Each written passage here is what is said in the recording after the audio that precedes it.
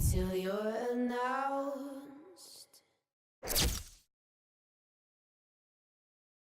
We've known. Nothing goes together like the Heat and Miami as we get ready for an interconference contest here at the American Airlines Arena. A good game here would get this road trip started confidently for the Suns. The injury to Luol Deng, that's the story here. He is out. Yeah. Checked in for Miami. And Phoenix also making a switch. Markieff Morris is checked in for Miles Plumlee. You know, one thing you have to give Coach Erik Spoelstra credit for is he's not wedded to just one approach. I like his ability to be flexible. You remember after the 2011 finals, for example, he really went back to the drawing board and changed their small ball approach, but also wanted to get LeBron inside more. The result has been a couple of championship rings. On Phoenix, looking who they've got on the floor. Bledsoe is joined in the backcourt by Dragic. Markieff Morris is out there with Marcus Morris. And it's Green in at the 3 spot. The kid, he's checked in for Phoenix. Let's go quickly over to Doris Burke for an update. I was able to listen in on what Jeff Hornacek had to say to his team. He made sure that everyone was on the same page and that the offense needed to run through Bledsoe. That may be a strategy that comes as a little bit of a surprise, but Coach is showing a lot of confidence in his ability to produce an outstanding effort today. Guys, we'll just have to watch how it plays out here in the first half. Kevin, back to you. And thank you, Doris. You talk about Coach Spoelstra staying open to new ideas. He spent time in the summer studying football coaches and their techniques. Yeah, kind of an interdisciplinary interest in greatness. And, you know, that's what goes into building a champion. Spoelstra, very intense and focused, always trying to find an edge, even if he has to kind of step outside the box a little bit.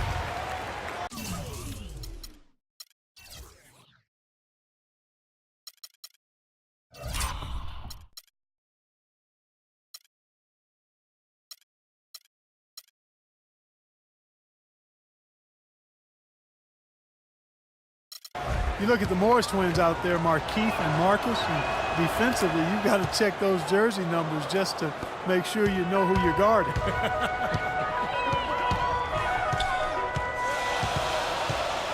Wade drives in. Here's Haslam. That falls. Nice feed that time from Dwayne Wade. He always knows where his teammates are going to be, and Kevin, that will let him put the ball where he wants it, right waiting for him. And Markieff Morris, a little taller, a little bigger, 6'10", 245, but he and Marcus still get confused for one another all the time. I'm still waiting for the day they swap jerseys at halftime when one of them is in foul trouble, but who knows? But, you know, they're just two rock-solid NBA players, very skilled. They're going to be around in the league for a long time. Yes, they will be. Wade with it. He has 5. 1:25 left to play in the first quarter. That's good from 17 feet away. Wade's got 7. And so here's Phoenix. 6-point game. They couldn't put the pieces together, losing that last matchup with San Antonio. And it wasn't just bad shooting. I mean, they weren't getting good looks. The offense wasn't clicking, no ball movement, very stagnant performance. Yeah, I agree. The reason for that, I think, was their movement away from the ball. Not very crisp. Napier passes to Bosh. Here's Napier. 6 on the shot clock from 13, and that's off the glass and in. Napier's got his second basket of the night. They've worked hard and created great chances for themselves in this opening quarter. Well, if they can match that effort at the defensive end, look out. There's the bucket. Good. Tell you what, he is so difficult to guard, especially on a shot like that one. Pass to Haslam. Here's Napier. Wade on the wing. He kicks to Bosh. From 17 feet out. Rebounded by Tucker. Tell you what, they haven't wasted any time getting into the swing of things on the board. Yeah, and even though it's early, I mean, that's a great sign for them for the rest of the game. There's the pass to the kid. And it goes as the official calls the foul. Count it. He'll shoot one more at the free throw line. Everybody on the floor is hot. Incredible stuff here in the early stages. Tell you what, both teams playing downhill. Who's going to blink first? So both teams making some changes here. First trip to the free throw line for him tonight. The free throw off from the kid. And here's Bosch. Here's Snell. Hits the outside fadeaway. Snell's got his first points of the night. Takes such a delicate touch to hit that fadeaway jumper with a man in your face. The basket's coming early and often in the first quarter. Heat lead by 6. And we'll be back shortly for the start of the second quarter. And as we return, it's Noche Latina. Chris Bosch is checked in for Haslem. Ennis comes in for Tony Snell. Wade, he's checked in for Mario Chalmers. And it's Napier in for Cole. Nick Roberts at the 4 with Bosch at center.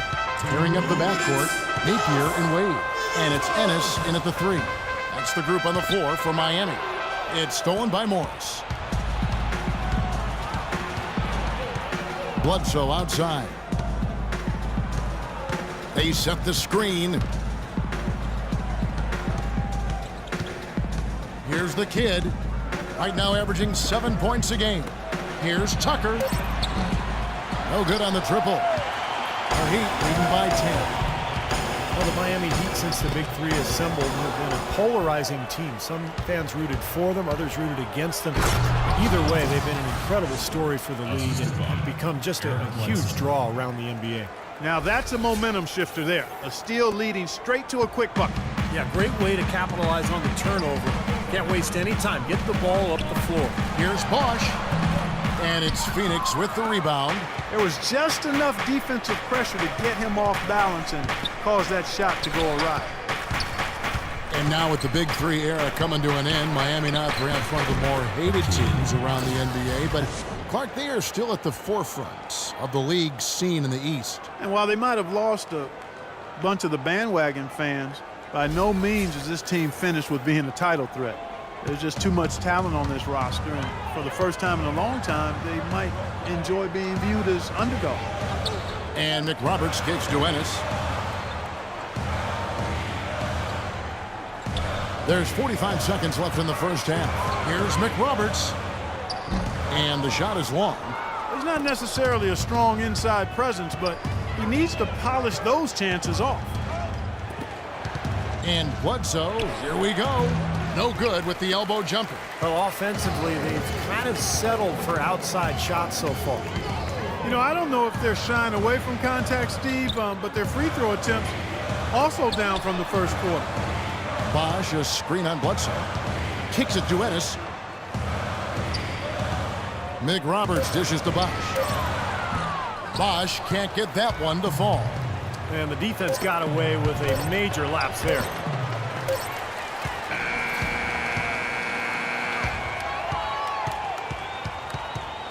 And so we conclude the first half. It's the Heat. Well, I'm with Eric Spoelstra, and obviously Coach.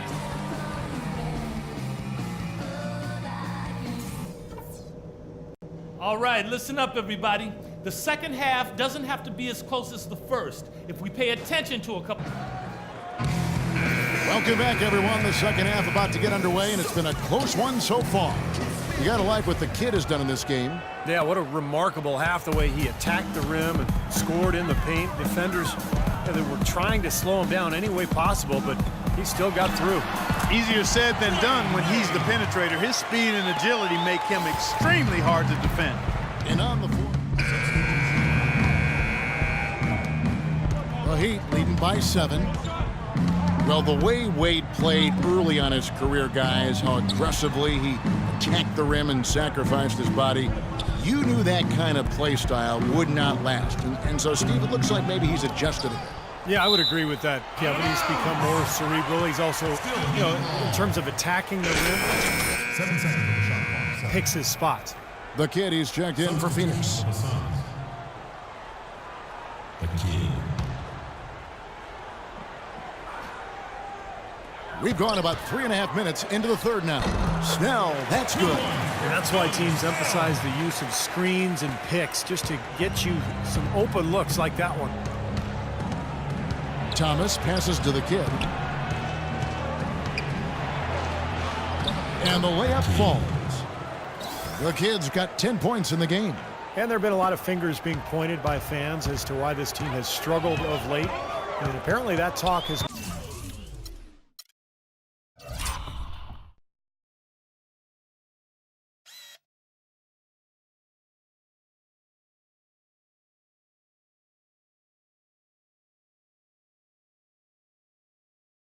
made its way into the locker room as well. And it can be poisonous when that happens. If they keep on losing, you worry that the talk will find its way out of the locker room and into the media, and that's never a good thing.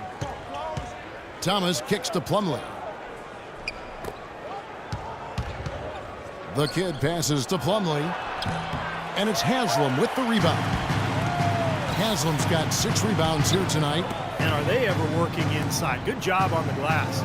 Excellent job on the glass, Steve. I agree. I mean, they're battling in there. They're fighting, they're scrapping, they're clawing, and they're getting the job done. Pass to Snell. Just 5 on the clock. Now, here is Morris. He's covered closely. The kid, and he drops in the layup off the glass. The kid's got 12 points in the game. These defenders are not putting up much of a fight on the interior. It's been embarrassing. That's 10 consecutive points allowed in the lane. And that's not the kind of streak you want to have if you're playing defense. There's the dish to Chalmers. There's the feed to Snell. Stolen by Warren. Definitely a 2-for-1 situation here, guys. Yeah, the wise move would be to find themselves a quick shot right away. Now Thomas looking for his first basket still in this one. To the paint. Here's Plumlee. And so he draws the foul on the shot. A trip to the line to shoot 2. Miles Plumlee, Steve, buried on the bench in his rookie season with Indiana. But the Suns saw something in him, and they would not sign off on the Luis Scola trade without Plumlee coming back in the deal. Well, it was a good move on their part. Plumlee stepped into their starting center position, played very well, and has a bright future, really, in Phoenix because he fits right into what they're trying to do. And Miami making a change here. Bosch is checked in. They've been able to get out to this lead without really getting a very reliable performance out of him from the field. In the corner, it's Morris. That 3 off the mark. Here's Chalmers. My goodness is right. And a great show through 3 quarters as we enter the 4th. Who will carry the day?